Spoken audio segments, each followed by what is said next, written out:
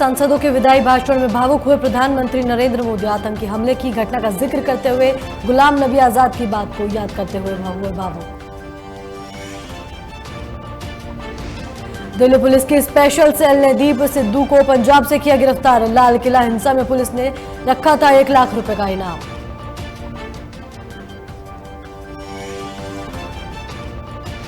चमोली में हुई त्रासदी के बाद रेस्क्यू ऑपरेशन लगातार जारी। चमोली में 2 और शव हुए बरामद। तपोवन सुरंग में 120 मीटर अंदर पहुंची रेस्क्यू टीम।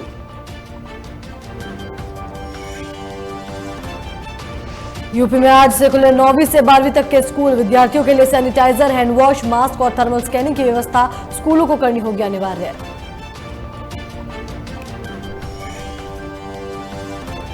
चमोली हादसे के बाद रैणी गांव में दूसरी तबाही की आशंका से खौफ में ग्रामीण। पास के ही जंगल में रह रहे हैं लोग। रैणी गांव का मुख्य रोड से कनेक्शन भी टूटा।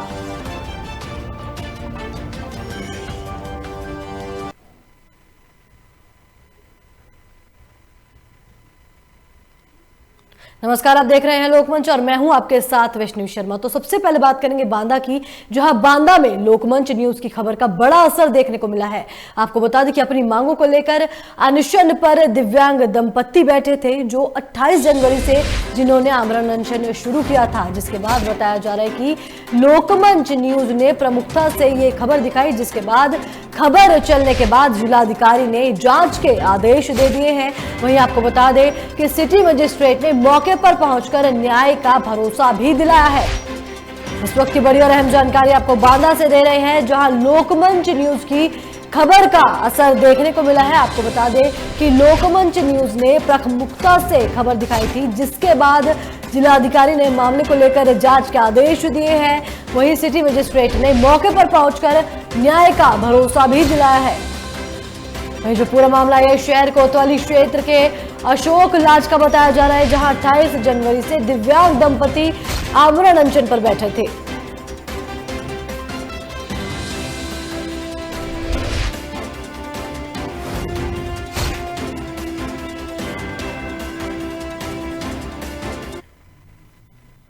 और इसी बीच बड़ी खबर अमरोहा से है। आपको बता दें कि अमरोहा में उत्तराखंड में आए सैलाब में अमरोहा के 5 लोग लापता बताए जा रहे हैं। आपको बता दें कि तपोवन के पास मोबाइल टावर लगाने का काम भी कर रहे थे, जिसके बाद हादसा होने से पहले परिजनों की फोन पर भी बातचीत हुई थी। वहीं आपको बता दें कि लापता लोगों से परिजनों का संपर्क नहीं हो पा रहा है। वहीं बताया जा रहा है कि सैदन गली थाना क्षेत्र के गांव सोहंत के सभी लोग रहने वाले हैं, जिसके बाद आपको बता दें कि उत्तराखंड में आए सैलाब में अमरोहा के 5 लोग लापता बताए जा रहे हैं। इस वक्त की बड़ी और अहम जानकारी आपको अमरोहा से दे रहे हैं, जहां तपोवन के पास मोबाइल टावर लगाने का 5 लोग काम कर रहे थे। वहीं आपको बता दें कि हादसा होने से पहले परिजनों की फोन पर भी बात हुई थी। साथ ही बताया जा रहा है कि लापता लोगों से परिजनों का संपर्क जो है वो हो नहीं पा रहा है। वहीं आपको बता दें जो सभी लोग हैं ये सैदन गली थाना क्षेत्र के गांव सोहंत के रहने वाले बताए जा रहे हैं।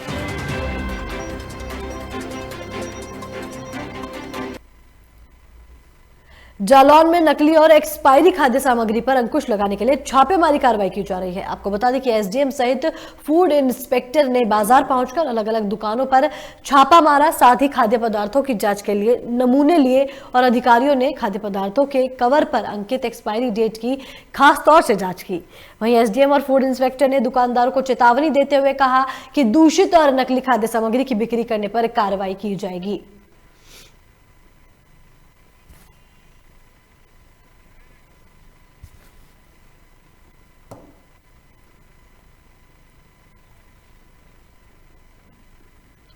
और इसी बीच बड़ी खबर जौनपुर से है। आपको बता दें कि जौनपुर में ट्रक और पिकअप में जोरदार भिड़ंत हो गई, जहां बताया जा रहा है कि हादसे में 7 लोगों की मौत हो गई है। वहीं आधा दर्जन से ज्यादा लोग हादसे में घायल बताए जा रहे हैं। इस वक्त की बड़ी और अहम जानकारी आपको जौनपुर से दे रहे हैं, जहां आपको बता दें कि घायल लोगों का जौनपुर जिला अस्पताल में इलाज चल रहा है।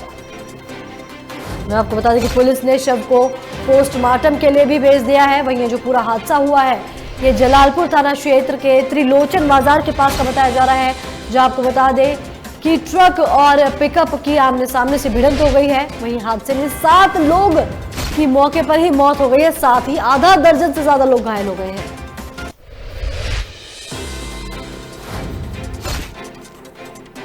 ये बनारस और जौनपुर का सीमा है। थाना क्षेत्र जलालपुर लगता है।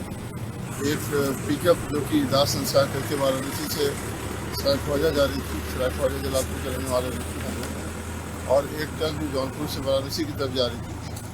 यही जलालपुर बॉर्डर पे इनका एक्सीडेंट हुआ, जिसमें कि 5 लोगों की मौके पर मृत्यु हो गई। एक अस्पताल जाते समय उनकी मृत्यु हो गई, 6 लड़कियों की, और 5 जो है उनका सदर अस्पताल जौनपुर में इलाज चल रहा है, खतरे से बाहर है। एक को वाराणसी रेफर किया गया है और 100 को पुलिस कब्जे में लेकर पंचायतनामा पोस्टमार्टम कार्रवाई की जा रही है। इसके अलावा अन्य विधिक कार्रवाई की जा रही है।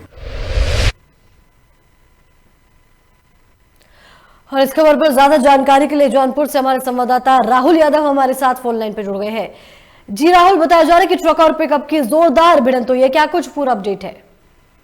जी वैष्णवी, आपको बताना चाहूंगा, जौनपुर जिले के तिलोचन थाना क्षेत्र का ये पूरा मामला है। ये नेशनल हाईवे है। ये हाईवे वाराणसी से रायबरेली होते लखनऊ तक जाता है। इससे तड़के सुबह 3 बजे का मामला है, जिससे दाह संस्कार करके लौट रहे लगभग 1 दर्जन से ज्यादा लोग पिकअप की अपने जौनपुर घर जा रहे थे। उसी बीच तिलोचन बाजार में एक्सीडेंट हुई। ट्रक और पिकअप की आमने सामने टक्कर में जोरदार टक्कर, जिसमें 6 लोगों की मौके पर ही दर्दनाक मौत हो गई। वहीं 1 लोग वाराणसी के ट्रामा सेंटर में इलाज के दौरान मौत हो गई। वही इस पूरे मामले को देखते हुए आनंद फानन में जिले के कर्मचारी और अधिकारी मौके पर पहुंचे। उसके बाद खुद सूबे के मुख्यमंत्री योगी आदित्यनाथ ने इस पूरे मामले को संज्ञान लेते हुए उचित कार्रवाई करते हुए और इलाज के लिए बेहतर सुविधाएं व्यवस्था देने का आश्वासन भी दिया। जिस तरीके से घटना घटी तो कहीं न कहीं जौनपुर के लिए एक शोक की लहर की बात आ गई। जिस तरीके से अब पूरे परिवार में मातम का पसर गया है, क्योंकि ये जो परिजन थे ये लोग दाह संस्कार करके लौट रहे थे अपने घर के लिए। जी राहुल, क्या कुछ ये जो हादसा हुआ है इसके पीछे किसकी लापरवाही मानी जा रही है, क्या कुछ कारण माने जा रहे हैं? वैसे सबसे बड़ी बात यह है कि कुछ दिन पहले की बात है, जिस जगह ये एक्सीडेंट हुआ है कुछ वहाँ पहले की बात है। इसी जगह पे इसी स्थान पर कुछ दिन पहले ट्रक और बस की टक्कर हुई, जिसमें 3 लोगों की मौत हुई थी। फिर भी जौनपुर प्रशासन नहीं सीखा। ये जो हाईवे गुजर रहा है, ये हाईवे 2 लेन की हाईवे बन रही है। 1 लेन पूरी तरीके से निर्माणाधीन है, जिसपे काम चल रहा है। तो 1 लेन को छोड़ा गया, जिससे फिर दोनों तरफ से आवागमन चालू है वाहनों का। तो कहीं न कहीं 1 लेन से दोनों वाहनों का आवागमन, तो कहीं न कहीं रोड से ज्यादा वाहनों को आने जाने से इसलिए हादसे होते रहते, क्योंकि 1 लेन बंद होने के कारण पूरी गाड़ियां 1 लेन पे चल रही है। तो कहीं न कहीं हादसे का देखा जाए जिस तरीके से निर्माणाधीन हो रहा है, तो सारी गाड़ियां 1 लेन पे चलने के कारण ये हादसा हुआ है। जी राहुल, इस खबर पर तमाम जानकारी के लिए बहुत बहुत शुक्रिया।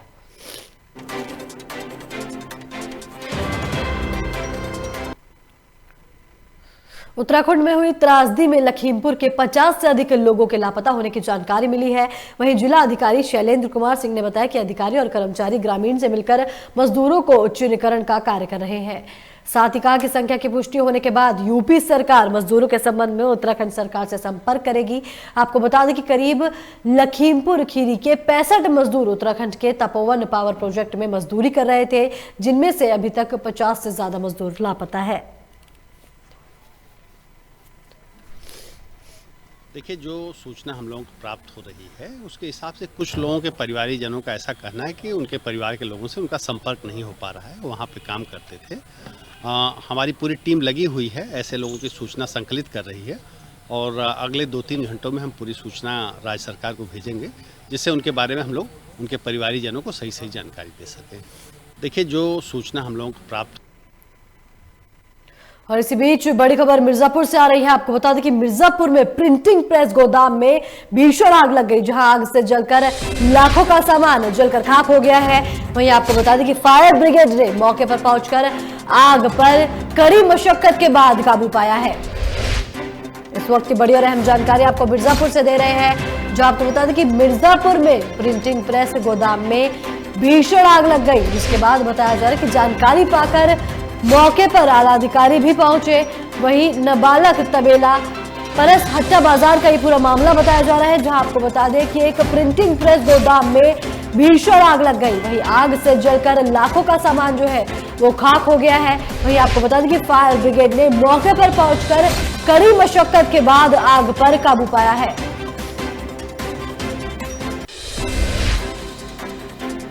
इस वक्त की बड़ी और अहम जानकारी आपको मिर्जापुर से दे रहे हैं, जहां आपको बता दें कि मिर्जापुर में एक प्रिंटिंग प्रेस गोदाम में भीषण आग लग गई।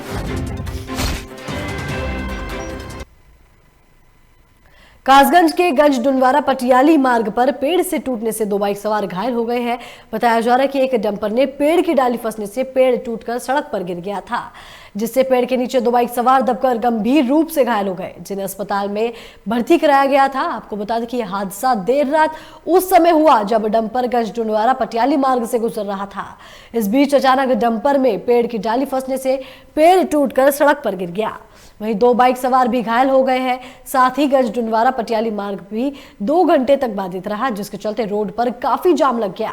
वहीं मौके पर पहुंची पुलिस ने जेसीबी की मदद से पेड़ को सड़क से हटवाकर मार्ग को सुचारू करवाया।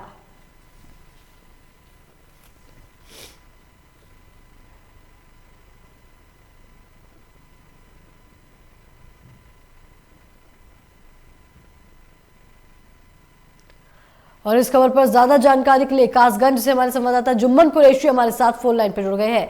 जी जुम्मन, बताया जा रहा है कि पेड़ टूटने से बाइक सवार घायल हो गया है, क्या कुछ पूरा जानकारी है? जी वैष्णवी जी, मैं आपको बता दूं ये पूरा मामला कासगंज जनपद के गंजडवारा पटियाली मार्ग का है जी। और यहाँ रात के समय एक डंपर जो जा रहा था पटियाली की तरफ, तो वहीं डंपर के उसमें पेड़ की टहनी उलझ गई डंपर में, और टहनी उलझने से ही वो पेड़ गिर गया जी। उस डंपर के पीछे आ रहे 2 बाइक सवार, मतलब उनके ऊपर भी पेड़ गिरा, तो पेड़ गिरने से दोनों लोग घायल हो गए। वहीं आसपास के लोगों ने घायलों को सीएससी गंजडवारा इलाज के लिए भिजवाया। सूचना पर पहुंची पुलिस ने पेड़ को हटवाया और 2 घंटे तक गंजडवारा पटियाली मार्ग बाधित रहा, और पुलिस ने जेसीबी की मदद से पेड़ को हटवाया, तब जाकर रोड मतलब सुचारू हो सका जी।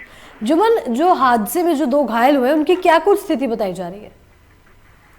जी मैं आपको बता दूं वैष्णवी जी, उन दोनों की हालत सही है और जो अस्पताल गंजडवारा अस्पताल को भेजा गया था, उनको वहां दोनों को ही डिस्चार्ज कर दिया गया है। दोनों की हालत अभी ठीक बताई जा रही है जी। जुम्मन, इस खबर पर तमाम जानकारी के लिए शुक्रिया।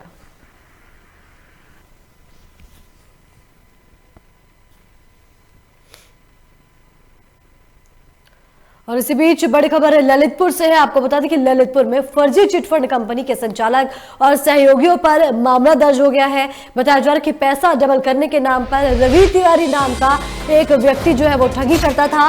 साथ ही बता दें आपको कि 2 गुनी रकम की लालच देकर कंपनी में करोड़ों रुपए निवेश कराए जाते थे। बताया जा रहा है कि कंपनी का नाम बदल कर संचालक जो है वो लगातार ठगी कर रहा था। वहीं ये जो आपको बता दें कि सदर कोतवाली में दोनों पर मुकदमा दर्ज किया गया है।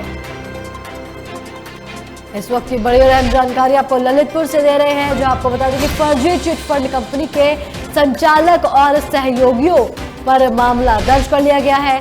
बताया जा रहा है कि पैसा डबल करने के नाम पर रवि तिवारी नाम का एक व्यक्ति ठगी करता था। साथ ही बताया जा रहा है कि 2 गुनी रकम की लालच देकर कंपनी में करोड़ों रुपए निवेश कराए जाते थे।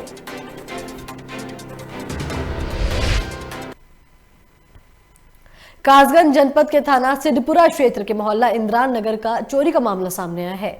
आपको बता दें कि निवासी ब्रह्मानंद ने थाना सिद्धपुरा में लिखित तहरीर देकर अवगत कराया था कि अज्ञात चोरों ने उनके घर का ताला तोड़कर नकदी और जेवर की चोरी की है। साथ ही पीड़ित की दी गई तहरीर के आधार पर थाना पुलिस ने मुकदमा दर्ज कर विवेचना शुरू कर दी थी और घटना के खुलासे के लिए अभियुक्त की गिरफ्तारी संबंधित बरामदगी के क्षेत्राधिकारी पटियाली के नेतृत्व में थानाध्यक्ष सिद्धपुरा को निर्देशित किया गया था, जिसके चलते सूचना पर अभियुक्त ओमपाल के बेटे घुमरी रोड थाना सिद्धपुरा जनपद कासगंज को गिरफ्तार करने में सफलता प्राप्त की गई और गिरफ्तार अभियुक्त के कब्जे से चोरी किए गए 5200 रुपए नगद और जिंदा कारतूस बरामद भी किए गए।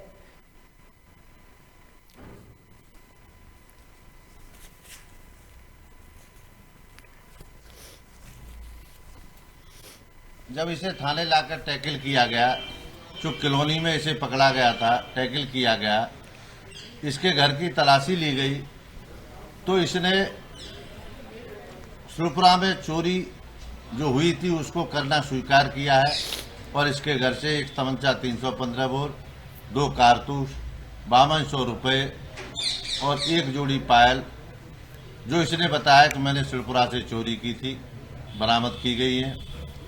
सुसंगत धाराओं में अपराध पंजीकृत कर इसे जेल भेजा जा रहा है। और इसी बीच बड़ी खबर जालौन से है। आपको बता दें कि जालौन में अज्ञात वाहन ने बाइक सवार को जोरदार टक्कर मार दी है। बताया जा रहा है कि टक्कर लगने से एक व्यक्ति की मौके पर ही मौत हो गई, वहीं 2 गंभीर रूप से घायल बताए जा रहे हैं। दरअसल आपको बता दें कि उरई से शादी समारोह से लौटते वक्त ये पूरा हादसा हो गया है। वहीं हादसे में जो बाइक है वो पूरी तरीके से क्षतिग्रस्त हो गई है।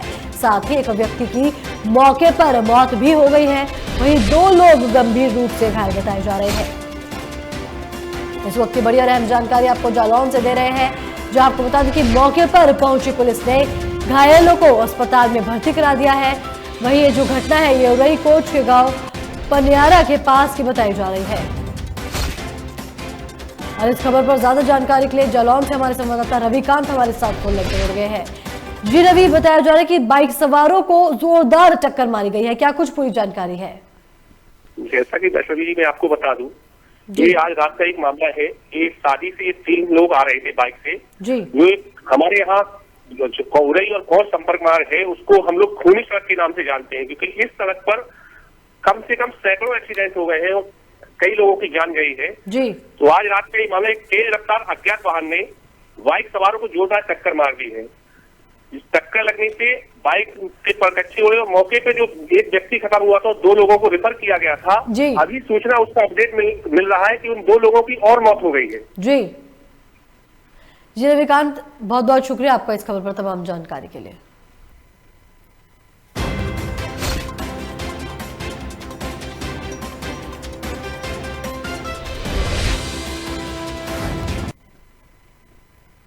हरदोई में पुलिस को बड़ी सफलता हासिल हुई है। आपको बता दें कि मल्लवा क्षेत्र में पुलिस और बदमाशों के बीच मुठभेड़ हो गई थी, जहां पुलिस ने 3 शातिर लुटेरों को गिरफ्तार कर लिया है।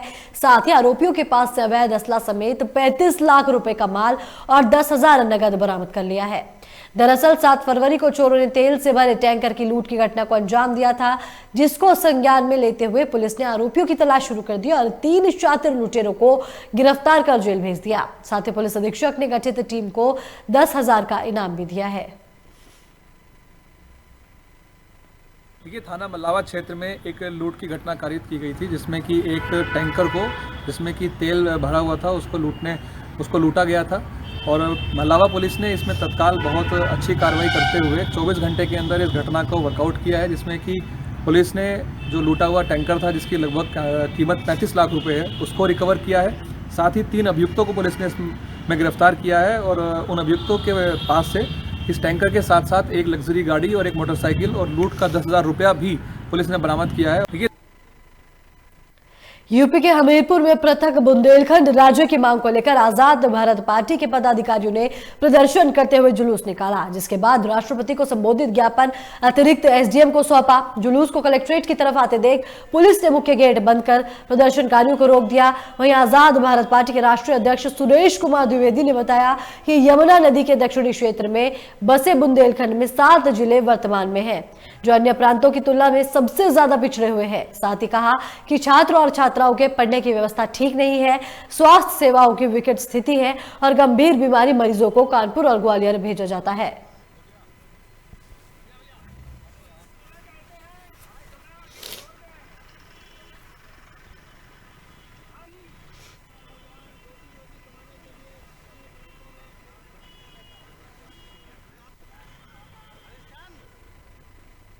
और इसी बीच बड़ी खबर हापुड़ से है। आपको बता दें कि हापुड़ में चेकिंग के दौरान पुलिस और बदमाशों की जोरदार मुठभेड़ हो गई है, जहां बताया जा रहा है कि मुठभेड़ में बदमाश गोली लगने से गंभीर रूप से घायल हो गया। वहीं आपको बता दें कि आरोपी बदमाश कई मुकदमों में वांछित भी चल रहा था, जिसके बाद बताया जा रहा है कि घायल बदमाश को अस्पताल में भर्ती करा दिया गया है। साथ ही पुलिस ने एक बाइक, तमंचा और कई कारतूस जो है मौके से बरामद किए हैं।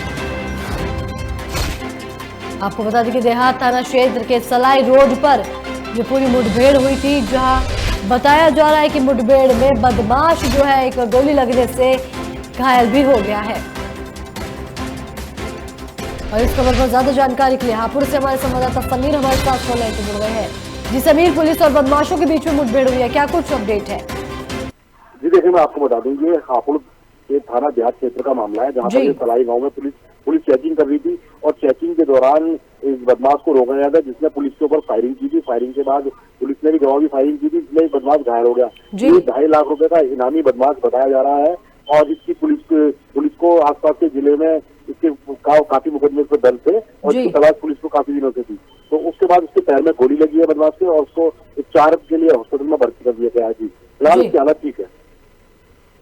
जी मोहम्मद, बदमाश पर पहले किन किन मामलों में मुकदमे दर्ज थे? देखिए, मैं आपको बता दूं, इसके ऊपर लूट और छीना जब्ती के मुकदमे कायम थे और आसपास के जिलों में इसके खिलाफ लगभग 1 दर्जन के आसपास मुकदमे बताए जा रहे हैं। जी। इसकी गिरफ्तारी में पुलिस ने रात की सांस ली है। जी, अगर आपकी किसी पुलिस अधिकारी से बात हुई है तो समीर, पुलिस अधिकारियों का मामलों को लेकर क्या कुछ कहना है? देखो, पुलिस का कहना ये इसमें इस मामले में कि बदमाश की जिस तरह से चला 2.5 लाख का इनामी था और इसकी पुलिस को काफी दिनों से तलाश थी और इसकी गिरफ्तारी के बाद पुलिस ने इस क्षेत्र में लूट और इस तरह की घटनाओं पर अंकुश लगाने की बात कही है। जी समीर, इस खबर पर तमाम जानकारी के लिए बहुत बहुत शुक्रिया।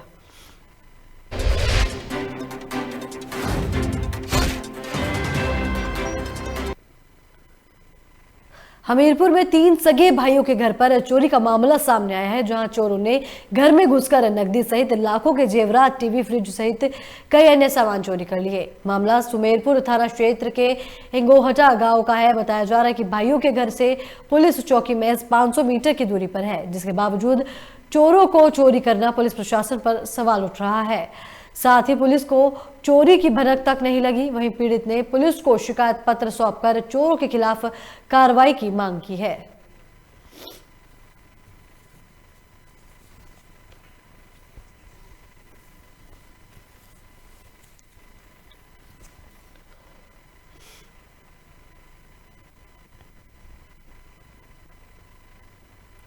और इसी बीच बड़ी खबर ग्रेटर नोएडा से है। आपको बता दें कि ग्रेटर नोएडा में पुलिस और बदमाशों के बीच में मुठभेड़ हो गई, जहां मुठभेड़ में एक बदमाश पुलिस की गोली लगने से घायल हो गया है। वहीं आपको बता दें कि अंधेरे का फायदा उठाकर एक बदमाश मौके से फरार हो गया। इसके बाद बता दें आपको कि फरार बदमाश को पकड़ने के लिए पुलिस लगातार कॉम्बिंग कर रही है। वहीं पुलिस ने मौके से एक चोरी की बाइक, एक अवैध तमंचा और कुछ कारतूस भी बरामद किए हैं। वहीं आपको बता दें जो पूरी घटना हुई है ये ग्रेटर नोएडा के रबूपुरा थाना क्षेत्र के पास हुई है, जो आपको बता दें कि पुलिस और बदमाशों के बीच में मुठभेड़ हो गई थी, जहां मुठभेड़ में एक बदमाश को गोली लग गई, जिससे वे घायल हो गया है। वहीं आपको बता दें कि अंधेरे का फायदा उठाकर एक बदमाश मौके से फरार हो गया। जनपद में चलाया जा रहे बदमाशों के प्रति अभियान के तहत चेकिंग के दौरान आज मिर्जापुर कट पे रबूपुरा पुलिस की बदमाशों से मुठभेड़ हुई है, जिसमें एक बदमाश जिसका नाम कालू उर्फ मोहित, इस पे 13 केस हैं, पहले से 5 मुकदमों में वांटेड था, जीआरपी अलीगढ़ का टॉप 10 का अपराधी है। इसे मोटरसाइकिल, तमंचा, कारतूस बरामद हुआ है। इसके अन्य साथी भी हमारे टारगेट पे हैं और उनको भी शीघ्र गिरफ्तार किया जाएगा। इनके ऊपर गैंगस्टर की कार्रवाई भी की जाएगी और इनकी प्रॉपर्टी भी जब्त की।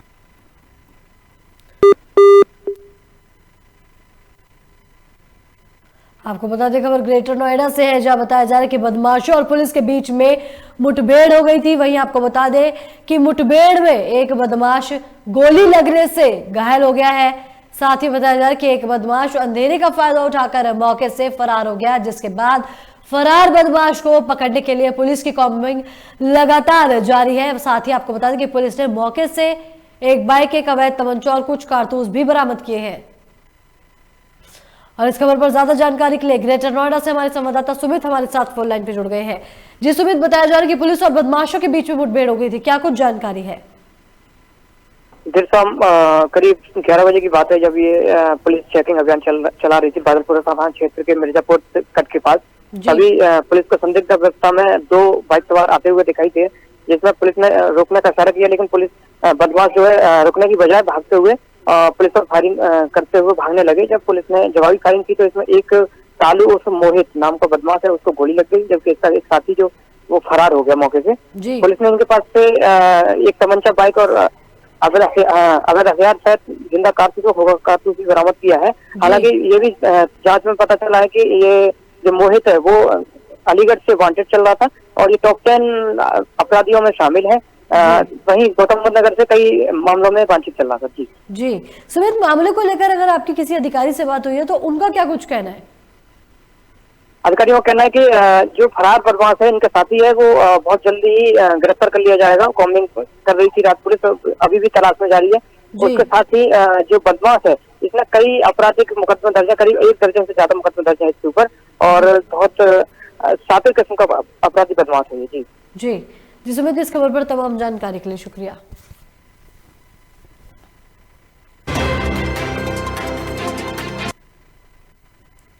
अलीगढ़ के अतरौली में अस्पताल संचालक की हत्या का मामला सामने आया है। बताया जा रहा है कि कीर्ति अस्पताल के संचालक महेंद्र सिंह की हत्या उनके ही पार्टनर योगेश मथुरिया ने हत्यारों को सुपारी देकर करवाई थी। वहीं पुलिस ने योगेश मथुरिया और 2 हत्यारों को गिरफ्तार किया है। साथ ही हत्या में प्रयोग होने वाले हथौड़े और बाइक भी बरामद की है, जिसके बाद पुलिस मोबाइल कर कॉल डिटेल के आधार पर जांच कर रही है। जो उसका पार्टनर था योगेश, उसके साथ उसका मनमुटाव था और इसी को लेकर उसके पार्टनर ने ही 2 अन्य व्यक्तियों के साथ मिलकर उसकी हत्या का प्लान बनाया और उसकी हत्या की गई। उसको इन्होंने शराब के सेवन के बहाने बुलाया था और वहाँ पर एक हथौड़े से मारकर उसकी हत्या की गई। इन्होंने जलाने का प्रयास किया और उसी जो स्कॉर्पियो थी मृतक की, उसी में उसकी बॉडी को रख के उसको जलाने का प्रयास किया और हमने जो मेन 3 अभियुक्त हैं उन सभी को गिरफ्तार कर लिया है और इनके पास से जो। इसके साथ इस बुलेटिन में फिलहाल इतना ही। बाकी की तमाम खबरों के लिए देखते रहिए लोकमंच। नमस्कार।